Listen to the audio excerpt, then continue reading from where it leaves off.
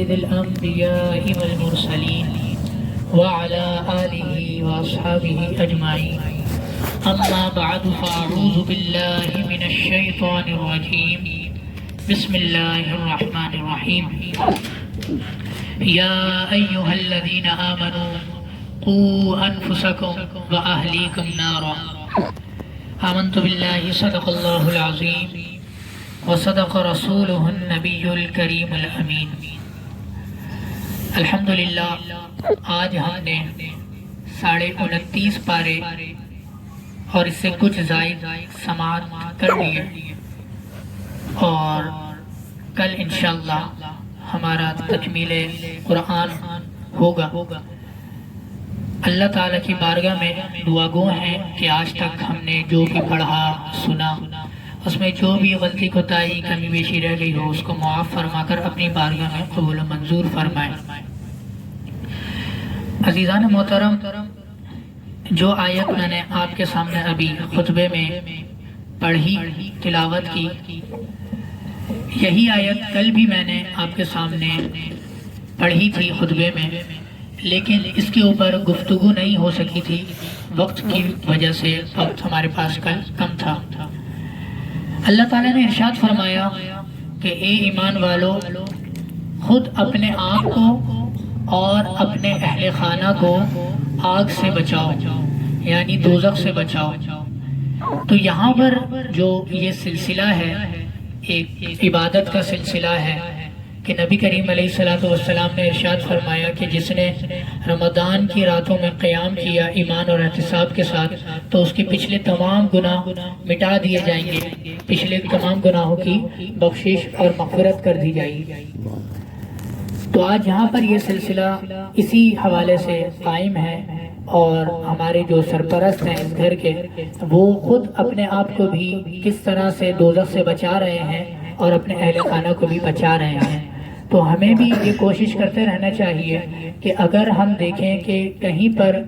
کچھ ایسا معاملہ ہو رہا ہے کہ جو غلط ہے، شریعت کے مطابق نہیں ہے، ہمارا دین اس کی اجازت نہیں دیتا، تو ہمیں ضرور اس کے اندر کوشش کرنی چاہیے کہ ہم اس کو روکیں، ان کو منع کریں. اور آج جو تلاوت کی گئی اس کے اندر سورہ ملک بھی آئی. سورہ ملک کے ویسے بھی بڑے فضائل ہیں. نبی کریم علیہ السلام نے ارشاد فرمایا کہ یہ قبر کے عذاب سے جو ہے یہ درمیان حائل ہے، یعنی یہ قبر کے عذاب کو روکنے والی صورت ہے. اور نبی کریم علیہ السلام نے ایک روایت پہ یہ بھی ارشاد فرمایا کہ میری یہ تمنا ہے کہ میری امت کے ہر فرد کو یہ صورت یاد ہو، یعنی یہ اتنی برکتوں والی رحمتوں والی صورت ہے. اور بھی صورتیں آئیں، بڑا تذکرہ ہوا آپ علیہ السلام کو کس طرح اللہ تعالیٰ نے فضائل سے اپنی محبت سے نوازا ہے کہ آپ علیہ السلام کی جو بھی خصوصیات تھی ان کے بارے میں اللہ تعالیٰ نے ان ناموں کو لے کر ان کو مخاطب کیا کہ یہ نہیں کہا کہ اے محمد، بلکہ یہ کہا یا ایھا المزمل. دوسری جگہ فرمایا یا ایھا المدثر. قرآن میں کہیں طٰہٰ فرمایا، کہیں یاسین فرمایا. یعنی آپ دیکھیں کیا محبت بھرا انداز ہے کہ اللہ تعالیٰ جب اپنے حبیب کو مخاطب کرتا ہے تو نام نہیں لیتا بلکہ ان کی صفت سے مخاطب فرماتا ہے. اور یہ بات ہم سب اس سننے والے کو بھی اچھا محسوس ہوتا ہے اور جو دوسرے لوگ ہوتے ہیں انہیں بھی یہ چیز پسند آتی ہے. تو اللہ تعالیٰ نے اسی طرح اپنے نبی کو مخاطب کیا ہے. اور آج کے جو یہ شب ہے یہ یوم بدر کے حوالے سے بھی یہ شب ہے کہ اگلا جو کل کا دن ہے اس دن ہمیں فتح یوم بدر ہوا، غزوہ بدر ہوا. تو عزیزان محترم، آج جو لوگ یہ باتیں کرتے ہیں کہ اسلام یہ پھیلا ہے تلوار کی زور پر یا پھر جبر سے پھیلایا گیا ہے، تو آج ان کے لیے یہ نصیحت ہے کہ فتح مکہ کو وہ اٹھا کر ذرا پڑھیں، ذرا وہ اس کا مطالعہ کریں کہ کس طرح جب نبی کریم علیہ السلام فاتح کی حیثیت سے مکہ میں داخل ہوئے تو اس وقت تمام کفار، تمام مشرکین لائن سے کھڑے ہیں اور بس سب کے دل دہلے ہوئے ہیں کہ اب ہم نہیں جانتے کہ ہمارے ساتھ یہ مسلمان کیا معاملہ کریں گے، کیونکہ ان کو پتہ ہے کہ جو پچھلے 13 سالہ زندگی میں جو کچھ انہوں نے مظالم مسلمانوں پر ڈھائے، جس طرح سے انہوں نے مسلمانوں کو ستایا، جس طرح انہوں نے نبی کریم علیہ السلام کو ستایا، اور یہاں تک کہ آپ علیہ السلام کے جانی دشمن بن گئے، مسلمانوں کو شہید کیا، آپ علیہ السلام کو بھی شہید کرنا چاہتے تھے۔ جس رات حضرت آپ علیہ السلام حضرت علی کو اپنی جگہ پر لٹا کر خود تشریف لے گئے اور وہاں سے ہجرت کی، تو وہاں سے نکلتے ہوئے بھی آپ علیہ السلام نے کعبے کو دیکھ کر یہی فرمایا کہ میں تجھ سے بہت محبت کرتا ہوں، میں تجھے کبھی نہیں چھوڑ کر جاتا۔ لیکن عزیزان محترم، ان لوگوں نے آپ علیہ السلام کو بھی وہ شہر، وہ وطن اپنا چھوڑنے پر مجبور کر دیا اور ہجرت پر مجبور کر دیا۔ آج وہ تمام لوگ سامنے کھڑے ہیں، سامنے موجود ہیں، ابو سفیان، حضرت ابو سفیان بھی وہاں موجود ہیں، اور اس طرح دیگر جو مشرکین ہیں، کفار ہیں، بڑے بڑے سردار ہیں، سب وہاں کھڑے ہوئے ہیں، سر جھکائے کھڑے ہوئے ہیں، اور سب کو ڈر لگا ہوا ہے کہ اب کیا ہوگا۔ اب دیکھیں نبی کریم علیہ السلام فاتح کی حیثیت سے آئے ہیں، اور پھر ان سے پوچھتے ہیں کہ بتاؤ تو صحیح، تم کیا سوچتے ہو، تمہارا کیا معاملہ ہے، کیا سمجھتے ہو تم، میں آج تمہارے ساتھ کیا معاملہ کروں گا، ذرا بتاؤ۔ تو انہوں نے عرض کی کہ اے ہمارے بھائی، آپ تو کریم ہیں، اور آپ کریم کے بیٹے ہیں، یعنی جو آپ کا خاندان ہے وہ تو بڑا کریموں کا خاندان ہے، وہ تو بہت رحم فرمانے والوں کا خاندان ہے، وہ تو دوسروں پر شفقت اور کرم فرماتے ہیں، تو آج ہم بھی آپ کو دیکھتے ہیں کہ آپ ہم پر کرم فرمائیں گے۔ تو نبی کریم علیہ السلام جن کے پاس پورا اختیار تھا، پورا ان کے پاس پاور تھی کہ وہ جو چاہتے وہ کرتے، اور ظاہر ہے یہ بدلہ تھا، اور اس کے اوپر کوئی بھی ان سے معاوضہ نہیں ہوتا کہ انہوں نے ایسا کیوں کیا۔ لیکن دیکھیں نبی کریم علیہ السلام نے کیا ارشاد فرمایا لا تثریب علیکم اليوم، آج تم پر کوئی پکڑ نہیں ہے، آج تم پر کوئی پوچھ گچھ نہیں ہے، جاؤ تم آزاد ہو۔ جو ابو سفیان کے گھر چلا جائے گا وہ بھی آزاد ہے، جو ہتھیار ڈال دے گا وہ بھی آزاد ہے، اس کے لیے بھی کوئی مسئلہ نہیں ہے، اس کو بھی ہم نہیں قتل کریں گے۔ اسی طرح جو اپنے گھر کا دروازہ بند کر لے گا اس کے لیے بھی کوئی مسئلہ نہیں ہے، ہم اس کو بھی معاف کر دیں گے، اس کو بھی چھوڑ دیں گے۔ یہ دیکھیں، یہ ہے پیغام، اس طرح پھیلا ہے اسلام۔ آج جو لوگ کہتے ہیں کہ تلوار کی زور پر پھیلا اسلام، انہیں یہ چیزیں بھی دیکھنی چاہیے کہ نبی کریم علیہ السلام کے پاس جب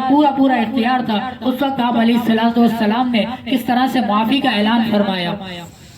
اچھا، اب یہ تو ایک بات ہو گئی کہ آپ علیہ السلام بڑے کریم ہیں، بڑا رحم فرمانے والے ہیں، اور تمام مشرکین کو معاف فرما دیا۔ لیکن یہاں پر ایک بات ہمیں یاد رکھنی چاہیے، یہ نہیں سوچنا چاہیے کہ آپ علیہ السلام نے سب کو معاف کر دیا، بلکہ وہاں بھی کچھ نام ایسے موجود تھے کہ جن کے بارے میں ارشاد فرمایا کہ یہ جہاں ملے ان کو قتل کر دو۔ کون تھے وہ لوگ وہ تھے جو گستاخ تھے، جو آپ علیہ السلام اور دین کے بارے میں، دین اسلام کو گالیاں دیا کرتے تھے، اور آپ علیہ السلام کی شان میں گستاخی کرتے تھے، اور بہت زیادہ برے اشعار کہا کرتے تھے۔ ایک نام جو ابن خطل بہت زیادہ مشہور ہے، اس کے بارے میں ارشاد فرمایا کہ یہ جب اس کو پتہ چلا کہ میرا نام بھی ان لوگوں میں شامل ہے کہ جنہیں آج مار دیا جائے گا، قتل کر دیا جائے گا، تو یہ بھاگتا چلا گیا حرم میں، اور جا کر غلاف کعبہ سے لپٹ گیا۔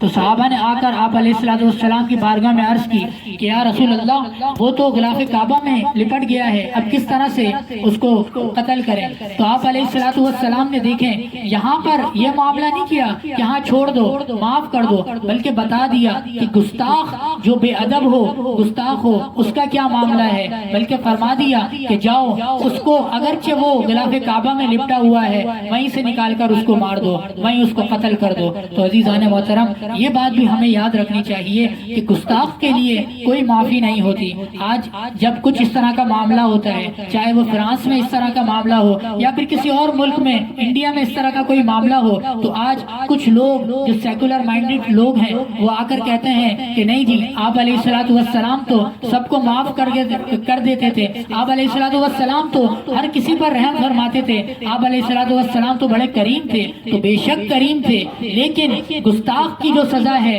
وہ آپ علیہ الصلوۃ والسلام نے خود اپنے عمل سے ظاہر فرما دی۔ آپ علیہ الصلوۃ والسلام نے ہم سب کو تعلیم دے دی کہ اس دن کہ جب بڑے بڑے مشرکین جنہوں نے ستایا تھا، جنہوں نے کئی مسلمانوں کو شہید کیا تھا، جنہوں نے کئی مسلمانوں پر مظالم ڈھائے تھے، جو حضرت بلال حبشی رضی اللہ تعالیٰ عنہ کو ستایا کرتے تھے، انگاروں پر لٹا دیا کرتے تھے، ان کو بھی معاف کر دیا، لیکن نہیں معاف کیا تو گستاخ اور بے ادب کو۔ تو اسی لیے یہ بات ہمیں یاد رکھنی چاہیے، اور اگر کوئی اس طرح کا معاملہ ہمارے سامنے آئے تو ہمارے سامنے اگر کوئی اس طرح کی بات کرے کہ نہیں جی آپ علیہ الصلوۃ والسلام نے ہر کسی کو معاف کر دیا تو ہم بھی معاف کر دیں، تو ایسا نہیں ہو سکتا۔ ہم بلکہ آپ علیہ الصلوۃ والسلام اور دین اسلام کی حرمت پر پہرا دینے والے ہیں، اور آپ علیہ الصلوۃ والسلام کا جو مقام ہے، جو مرتبہ ہے، ہم اس کے محافظ ہیں، اور ہم اس کی ہمیشہ تحفظ کے لیے کھڑے رہیں گے۔ ہمیں یہ بات ہمیشہ یاد رکھنی چاہیے۔ اسی طرح آج جو سورہ ملک ہم نے پڑھی ہے، کل اس کے بارے میں میں نے عرض کیا تھا، اور دوبارہ سے ایک بار عرض کرتا ہوں، اور ابھی میں نے حدیث بھی آپ کے سامنے پیش کر دی کہ نبی کریم علیہ الصلوۃ والسلام نے ارشاد فرمایا کہ میری یہ خواہش ہے کہ میری امت کے ہر فرد کو یہ سورت یاد ہو،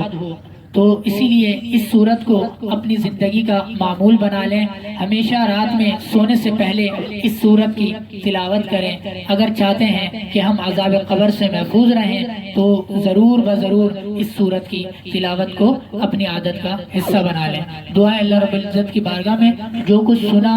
جو کچھ پڑھا، اس کو ہمیں یاد رکھنے اور اس پر عمل کرنے کی توفیق عطا فرمائے، اور اس تمام کا ثواب ہمارے شہدائے بدر کو پیش کرتے ہیں۔ اللہ تعالیٰ ان سب کو